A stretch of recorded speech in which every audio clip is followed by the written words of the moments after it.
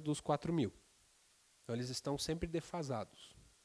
E observe, né, que a característica do motor diesel é sempre gerar um equivalente de torque muito maior do que o motor a combustão Otto na mesma proporção de volume. Tá?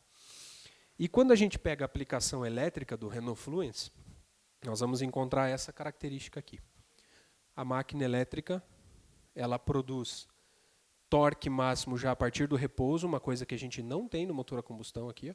Veja que o diesel ele vai me dar um bom torque aqui próximo de 1.500. O Otto ele vai começar a me entregar um torque legal a partir de 2.000 e alguma coisa. O elétrico ele já entrega todo o torque a partir do repouso, e isso vai até próximo de 3.600, 3.700 RPM. E a potência ela vai crescendo, crescendo, crescendo até um ponto em que ela encontra o torque máximo. Essa é uma característica que máquina elétrica tem que o motor a combustão não bate. Existe uma faixa de rotação que a gente chama de base speed, ou velocidade base, em que torque e potência máxima da máquina elétrica estão juntos, estão apresentáveis no mesmo lugar. Ou seja, se eu explorar aquela faixa de rotação, eu tenho a máxima eficiência desse motor. E veja que a potência máxima vai perdurar até o limite máximo de giro desse motor. Lembra do desenho da curva de torque ideal? Ela é idêntica à curva de torque disponível no motor elétrico. Na prática, eu não preciso de transmissão. Eu posso aplicar esse motor diretamente na roda ou colocar só uma caixa de redução, um diferencial e pronto. Que é o que a gente encontra nos veículos elétricos hoje em dia. Tem carro elétrico com transmissão, Valério, com velocidades? Tem. Dos semi-esportivos para os esportivos, a gente vai encontrar 2, 3, até 4 velocidades. Mas por quê? O que eu quero quando eu coloco mais velocidades num carro esportivo? Mais marchas. Quero velocidade final maior. E aí vem a explicação prática de por que todos os carros elétricos ditos de entrada, ou populares, né? Embora para mim um carro de 150 mil já não é mais popular, né? O popular já não é mais popular, né? A gente tem que falar que são os carros baratos. Não, também não dá, né? A gente chama o quê? Carros de entrada. Então, um carro de entrada hoje, que é popular a 70 mil reais, é uma piada, né? Os elétricos ditos de entrada, eles são sempre relação direta, porque a gente vai ter a velocidade limitada a 130, 140, 150 km por hora. Então, para alguns carros chega a ser até meio absurdo. Você compra lá se eu não me falha a memória, é o Audi e-tron, e ele tem velocidade máxima limitada a 180 km por hora. Os caras compram, ficam meio emputecidos, né? Porque o cara não consegue dar uma esticadinha mais do que isso. Embora nem tenha lugar para o cara fazer esse tipo de coisa no Brasil, né? Mas vai que ele tem dinheiro, vai lá e fecha um autódromo um dia lá, ele vai estar limitado a 180 km por hora. Por que essas limitações? Porque esses carros têm uma única relação de transmissão. Então eu não consigo explorar mais entrega do motor sem aumentar demais o consumo. Agora, os semi-esportivos, eles já passam a ter 2, 3, até 4 velocidades. É o caso da Fórmula E. Fórmula E são transmissões com 3 velocidades para poder dar lá os 250 km por hora. Agora, a atual categoria acho que é 320. Então essa é a diferença. E aí quando a gente pega o escalonamento de marchas, tá aqui, ó, motor Otto, motor diesel e o carro elétrico.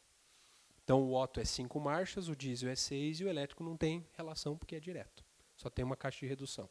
Então tá aqui, ó, primeira, segunda, terceira, quarta e quinta marchas, né? O que a gente precisa para rodar esse carro? A gente pega nesse fator aqui de 40% de carga, estabelece uma régua nele e depois desce. Então, se a gente fizesse esse gráfico manualmente, para vocês entenderem aqui, ó, o que eu precisaria para rodar esse carro, né? Precisaria disso aqui de torque. Ó. Aqui, descendo aqui. Opa, só um pouquinho aqui. Na atual posição que eu estou aqui, fica meio ruim de escrever. Aqui e desce aqui. Então, esse é o meu escalonamento de torque. Eu precisaria no diesel desse torque aqui. E no elétrico eu preciso desse torque aqui. Aí vem aquela perguntinha, né, do Enem lá. Qual é o gráfico que mais se assemelha com a demanda de torque necessária para rodar o veículo? Né? Pergunta A, B ou C, alternativa A, B ou C. Então observem que no diesel sobra torque na primeira, que é a característica de motor diesel. Por isso tem que ter controle de tração, senão você patina toda vez, ou quebra a ponta de eixo no caminhão. No Otto sobra menos, mas sempre sobra também. Mais uma justificativa do porquê o controle de tração, para evitar patinação já logo na arrancada. E no elétrico a gente tem um ajuste adequado de torque. A entrega dimensionada para o veículo. Tá? Então, essa é a explicação técnica do porquê a máquina elétrica ela se adequa melhor à aplicação automotiva do que a máquina a combustão. Isso mais eficiente, mais adequado e zero poluição. Tá? Tranquilo até aqui, pessoal? Vocês estão bem perguntativos, assim, né? Mas perguntem um de cada vez, porque assim eu não consigo responder. Né? Acho que é a primeira palestra que ninguém perguntou nada na primeira meia hora. Estou até preocupado. Não sei se eu estou fazendo alguma coisa errada aqui. Na última eu não consegui falar nem 2 slides. Então, tem gente, o Bill estava aí, que pode provar. E aí, para fechar esse papo da eficiência energética aqui, vou trazer só 3 gráficos aqui para a gente analisar, que eu falei aqueles dados por alto, né? Então, quando a gente imagina ali a fonte de energia do veículo, seja o tanque de combustível, seja a bateria, você sempre tem que lembrar que tudo que está ali não é só para propelir o veículo. A gente tem essa noção. Quando você abastece lá 50 litros de gasolina, você acha que aquilo ali, você faz aquela conta boba já. 50 litros, a minha média de consumo é X, eu gastei tantos por litro. Não, você está fazendo a conta errada. Porque parte daquele combustível você gastou para alimentar a tua bateria, para funcionar o farol, para ligar o rádio, o painel multimídia, para usar o ar-condicionado, para usar um monte de outros consumidores secundários que estão dentro do teu veículo, que só tem um lugar para consumir energia, que é o teu tanque de combustível ou a bateria de propulsão. Então, sempre tem que considerar esses caras. E essa perda pode ser, quanto mais parafernália tiver pendurada no carro, maior é esse percentual. A gente chega a ter veículos que têm virtualmente entre 6% e 8% do total de energia do tanque ou da bateria consumido só nos elementos secundários. O meu terceiro ponto são as conversões de energia. O processo de tirar essa energia da fonte e levar para a roda, ele gasta energia no caminho. Então, tem essa perda do processo que você não considerou. Então, de fato, o que sobrou para propelir o teu veículo, para resistir à tração do veículo, para fazer o carro rodar, é o que sobrou desses processos de consumidor secundário e conversão de energia. Então, analisando de forma muito simplificada aqui. Inclusive, estou pegando dados antigos intencionalmente. A gente tem um relatório atual do Departamento de Energia americano que dá um up nesses dados, mas eu quero que vocês procurem para vocês mesmos. Então, pesquisa lá o Departamento de Energia americano, o site, saiu ano passado um relatório novo desses cálculos de perdas aqui, que é bem interessante comparar com esses dados e com os que a gente tem hoje, baseado nas eficiências dos sistemas. Então, carro a combustão. Perdas no motor de 68% a 72%, massivamente térmicas. Então, a gente tem lá perdas térmicas como radiadores e o sistema do escapamento. E aí a gente tem perdas no processo de combustão, que ele não é perfeito, a gente tem queima heterogênea, tem misfire, tem uma série de outros fatores, tem combustível de baixa qualidade, tem perdas por processo de bombeamento, temos também atrito. Então, o atrito, o que gasta o motor, consome próximo de 3% da energia total entrada nele. Temos as perdas auxiliares, ventoinhas, sinalização, iluminação, aquecimento de banco, painel multimídia, DVD das crianças, desembaçador do vidro traseiro e tudo mais. Essas perdas são próximo de 2% do total do tanque. Perdas parasitas, bomba de água, bomba de óleo, sistema de ignição, sistema de gerenciamento eletrônico, todos esses caras aí, perdas próximas de 6%. Por exemplo, hoje, nos carros a combustão, um dos maiores consumidores de energia que a gente tem ali são os faróis e as ventoinhas. Qual que é o fusível, geralmente, de proteção de ventoinha do radiador? Tem ventoinha para 10, tem ventoinha para 15, tem ventoinha para 20 amperes, tem ventoinha para 25. Aquelas com duplo estágio na mesma ventoinha com controle de PWM. Então, pensa, uma ventoinha consumindo, se ela ficar 5 minutos ligado 25 amperes, tem um baita de um consumo ali. Tá? Por isso que essas perdas parasitas são altas. Sistema de ignição, a gente não contabiliza, mas é só uns pulsinhos, mas cada pulso daquele de vela consome pouca corrente, mas alta potência. Então, tudo isso são perdas secundárias que, se não existirem, o motor não funciona, e o carro também não anda. Então, você tem que gastar para poder rodar. Perdas no sistema de transmissão, que dependendo da complexidade do sistema de transmissão pode chegar a 6%. Então, Valério, peraí, você está querendo me dizer que, beleza, de tudo que veio, tal, queimou, gerou, tal movimento, saiu no volante do motor, quando entra na transmissão até chegar na roda, eu perco mais um tanto ali, exatamente. Quanto mais complexa for a transmissão, se eu tiver caixa de transferência, se eu tiver diferencial traseiro, se eu tiver um cardan no processo, quanto mais treco pendurado, mais perdas no processo você vai ter. E depois também mais desgaste para gerar mais manutenção, que é a alegria do mecânico, né? Quer dizer, para alguns, né? Tem sistema que você não quer nem meter a mão, né?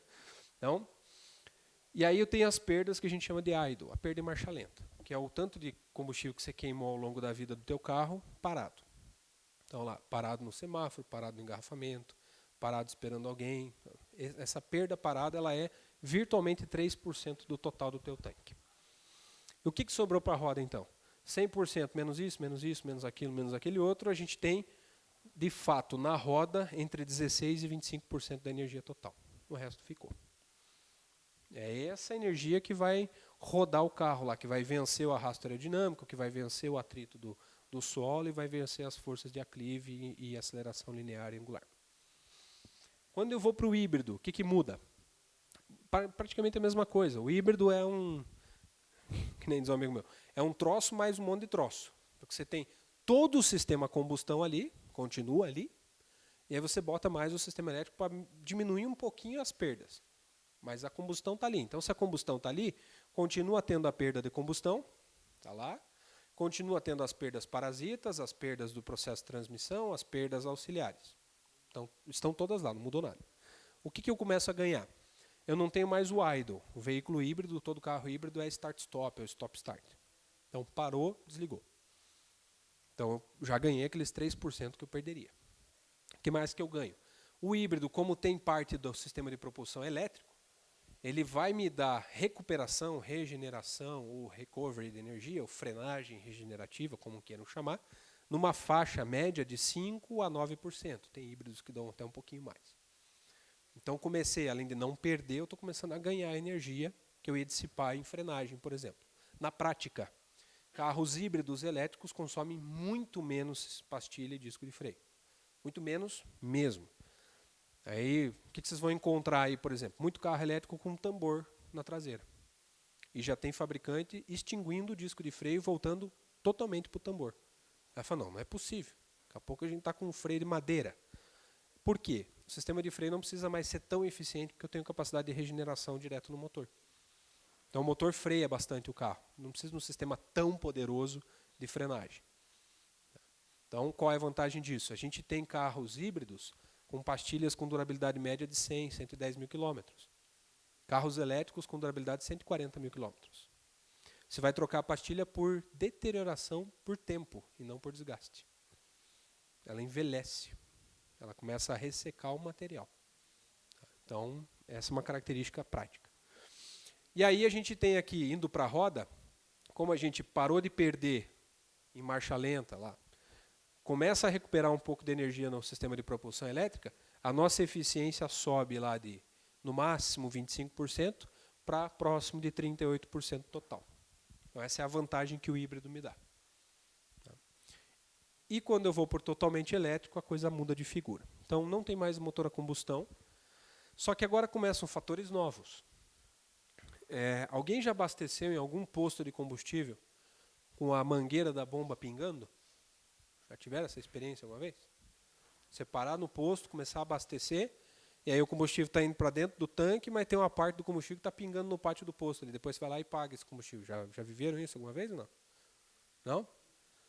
Se acontecer, você vai ficar meio bravo, não é? Vai falar, pô, como é que é isso? Meu combustível que caiu aqui eu quero, né? Estou pagando por ele. Pois é, o elétrico tem isso. Toda vez que você faz a recarga em corrente alternada, da energia que saiu do carregador para a energia que de fato entrou dentro da bateria, um pedaço dela você perdeu no processo de conversão dentro do carro. Que pode chegar, dependendo da eficiência do sistema, a 16%.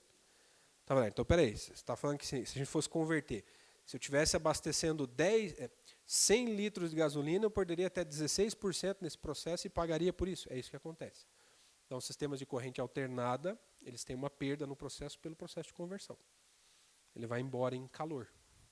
Calor e conversões. Emissões eletromagnéticas. Isso está reduzindo bastante com o tempo. E a vantagem da corrente contínua, a recarga em corrente contínua, é que essa perda no processo ela é muito menor. Mas isso é um dos fatores que começa a acontecer. As perdas do powertrain mesmo, que seriam comparadas à perda do motor a combustão lá, elas vão ser próximo de 16% também. E a gente tem as mesmas perdas parasitas e perdas auxiliares. A gente continua tendo farol, ar-condicionado, painel, iluminação interna do veículo, aquecedor de banco, tudo isso está lá. E até mais coisas. Então, quando a gente soma as minhas perdas de processo, a perda do powertrain em si, do processo de recarga, não tenho perda em idle, porque o carro elétrico é igual um carrinho de controle remoto, parou, não consome, rodou, consome, e ainda com a vantagem que eu posso regenerar durante a rodagem. E ainda, no processo de regeneração, esse dado de 2018 falava que a gente tinha média de 17% de recuperação de energia. Hoje, nós já temos veículos elétricos com 30% de recuperação de energia. Esse é o relatório novo que o pessoal do Departamento de Energia disponibilizou. Nós temos carros elétricos com capacidade de recuperar 30% do consumido ao longo do trecho. Quando você soma perdas com ganhos, a gente tem lá, sem considerar a regeneração, de 60% a 65% de eficiência do powertrain, e mesmo considerando essa regeneração mais baixa aqui, ó, a gente está com eficiências de 77% a 82%. Hoje, veículos elétricos têm eficiência holística total de 89% a 93%.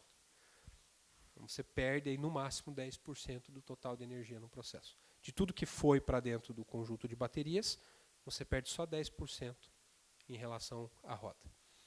E aí, se a gente compara isso com o carro a combustão, que vai me dar, na melhor condição, 25% na roda, é bem diferente. Tá, vamos falar em números, valores práticos. Vou pegar cobaias aqui, você, meu jovem. Você vai trabalhar de carro?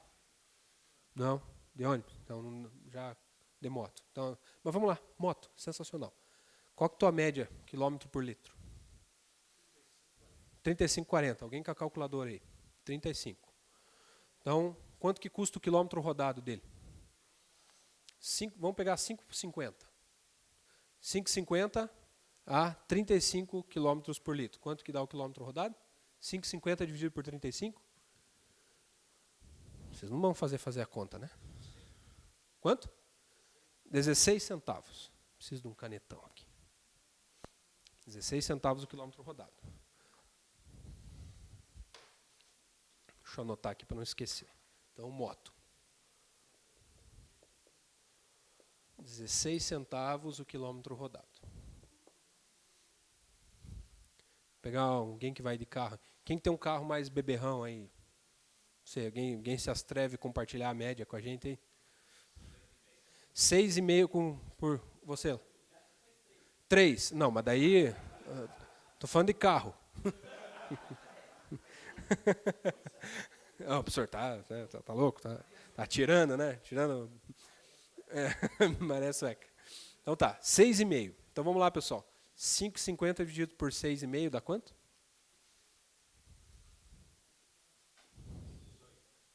1,18 quilômetro rodado. Muito bem. Quanto que está o quilowatt-hora de energia aí em casa? Quanto que vocês estão pagando quilowatt-hora de energia? Residencial, que o residencial é mais caro do que o empresarial. Tá 98 centavos. Tá. Na bandeira vermelha 2, que a gente estava no passado por conta da crise hídrica, dependendo do consumo, né, daí tinha as multinhas lá, quando passava de 100 kW, a gente estava pagando 1,5, 1,8. Vamos pegar hoje. Hoje é 98 centavos. Então eu já vou dar uma gorja. Né? R$1 o quilowatt-hora. Lembram da média que eu falei para vocês ali de 7 km por quilowatt-hora? Essa é a média que a gente faz hoje em dia. Então eu vou pegar um carro grande e pesado, pegar a Volvo C40, 100% elétrica. Pesadona, consome bastante energia, faz 6,5, 6,5 km com 1 kWh. Divide aí para mim, 1 dividido por 6,5. 0,15. Então, 15 centavos para rodar o quilômetro com a Volvo C40. Faz a média da moto dele, no bolso. Quando a gente fala de eficiência, é disso que nós estamos falando. Vocês entenderam? O que é eficiência? Eficiência é isso. Se o motor a combustão fosse mais eficiente, você faria mais quilômetros com 1 litro. Você está perdendo em calor. Eu estou falando de um carro elétrico mais beberrãozinho, 6,5. Tem carros elétricos hoje que fazem 8,5. Faz aí para mim 1 dividido por 8,5. Cai para 12 centavos, se não me engano, 11 centavos. 11 centavos por quilômetro rodado. Isso eu estou considerando se você pagasse todas as recargas do teu carro. Aí vamos lá. Onde é que é o endereço lá? Anne Frank 3223. O que tem lá? Tem uma empresa e tem uma carga livre. Sicredi Boqueirão. Parou lá, carregou. Aonde mais? Aqui dentro do campus. Tem 16 carregadores livres aqui para quem quiser acessar. Tem gente que vem para aqui e dorme no carro. É. Tudo bem. Mas se o cara pode, abastece ali. Mas isso as recargas em corrente alternada. Recarga em corrente contínua tem recarga de 40 minutos. É o tempo que demora para carregar o celular. É o tempo que demora para almoçar. Se o cara se programa, ele vai lá, para, bota para carregar e vai almoçar. Então é isso. Se você pagar todas as tuas recargas, não fizer nenhuma carga que a gente chama de carga de oportunidade, que é aproveitar o que tem gratuito em shopping, mercado, empresa, o trabalho onde você está, o teu condomínio, né? A gente está falando que você vai gastar aí, em média, de 11 a 15 centavos por quilômetro rodado, no bolso. Então, é isso. Eficiência é isso. Tranquilo? Dúvidas? Perguntas? Vamos lá, pessoal. Agora eu estou abrindo sessão de perguntas e respostas. Agora é com vocês. Quero ouvir um pouco do que vocês têm para falar aí.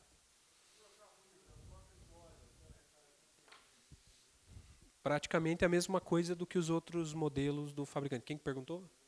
Aqui. Isso, a troca de óleo do motor vai ser tabela de manutenção periódica como os carros convencionais. Então, sei lá, Corolla convencional, você troca a cada 10 mil, o híbrido também troca o óleo do motor a cada 10 mil. A manutenção do powertrain a combustão no carro híbrido é exatamente a mesma manutenção do carro convencional. O que não tem manutenção, só tem inspeção e diagnóstico, que dificilmente dá problema, é a parte elétrica do propulsão. Então o pessoal vai fazer uma inspeção lá para ver se as baterias estão tudo ok, os inversores estão tudo ok, e pronto, acabou, não tem nada para fazer. Mas o motor a combustão, óleos, fluidos e filtros em geral, a mesma coisa. Tá? Alguma outra pergunta? Olha lá, tem uma fichinha de... Se alguém não assinou, depois não deixe de marcar o nome de vocês aí. Mais alguma pergunta, pessoal?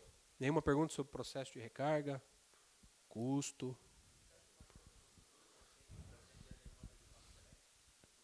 Sim. Na verdade, isso é um problema de mundo. Ninguém tem estrutura para isso. A gente encontra filas de recarga em postos de recarga rápida nos Estados Unidos, na China, em todo lugar. Então, isso não é...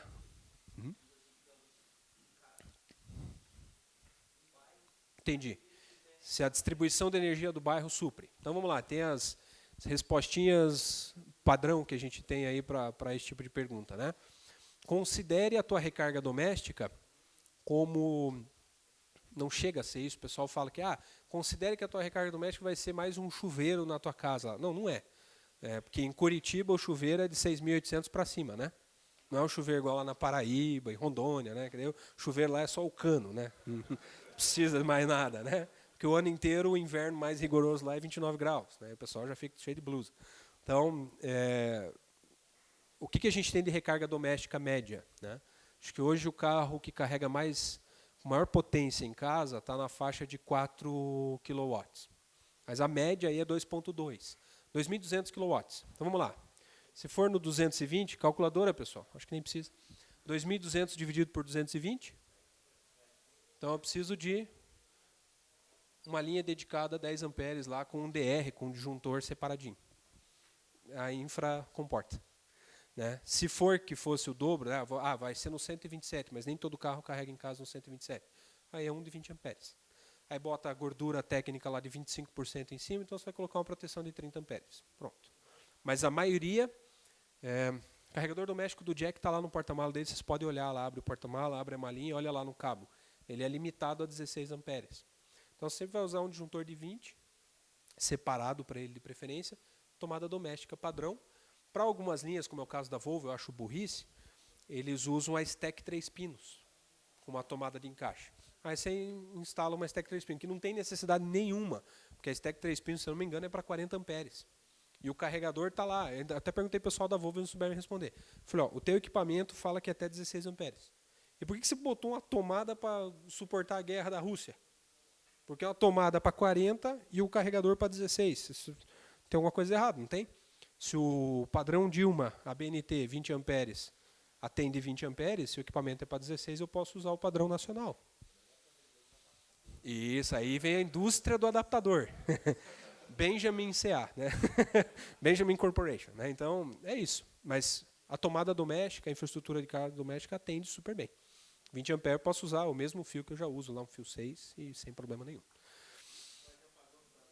Vai ter apagão no Brasil, né? Essas são as perguntas que a gente nem se digna a responder quando as pessoas fazem de verdade a pergunta assim, né? Mas pegar o case de Amsterdã, né? Esse é um case antigo já, 2016 para 2017. Eles criaram